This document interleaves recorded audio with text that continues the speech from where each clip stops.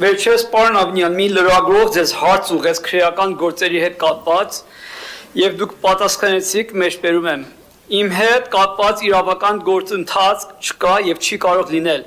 Մեզ ում հասկանալ այս ինքնավստահությունը ձեզ մեջ որտեղից է գալիս։ Կարող է արդյոք այն փաստը, որ իրավապահ մարմինների հարազատներին աշխատանքներ եք բաժանել անիֆում եւ լրեր կամ որ քաղաքապետարանում գլխավոր դատախազի ընտանիքի անդամներից եք աշխատանք տվել եւ ուրիշ իրավապահ մարմինների հարազատներին աշխատանք եք տվել, կարեք եկեք, եթե սխալվում եմ, բայց կարող է փաստը ազդում է, որ դուք այսքան ինքնավստահ լինեք, որ որպես բարձր պաշտոնյա ձեր դեմ չի կարող քրեական գործ հարուցվի։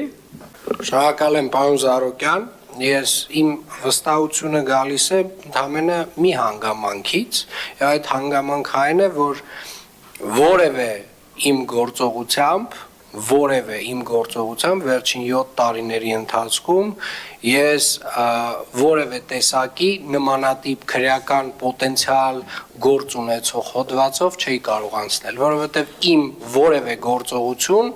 չէր կարող հանգեցնել նմանատիպ քննության իմ նկատմամբ։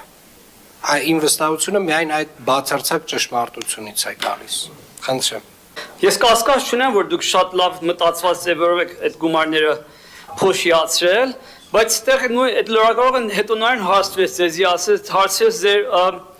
հարաբերությունը պարոն Փաշինյանի հետ ինչպես է, եւ դուք ասացիք մտերիմ։ Հիմա ես հասկանում եմ, այդ մտերմությունը արդյոք կարծում եք կարող է ազդեցություն ունենա, որտեղ մենք տեսնում ենք, որ այս երկրում իրավապահ մարմինները կարծում են ծառայում են իշխանությանը, ոչ թե ժողովրդին, եւ դրա վառ ապացույցը այս վերջերս Մասիվի թաղապետը, որ ծեծում էր բլոգեր Արթուր Չախոյանին 4-5 հոգու հետ,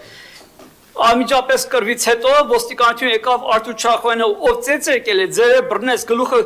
ծռեց, գցեց ավտոյի մեջ, թողեց թաղապետը նիստը վարի, հետո գնա ճաշի, այսինքն այդ ինչ տպավորություն եք դուք ստեղծում, որ մեզ ասում եք ինստիտուտներ ունեք իրավապահ մարմինների, դա է ձեր ինստիտուտները, դա է ձեր կոռուպցիա բացահայտումները, վերջ։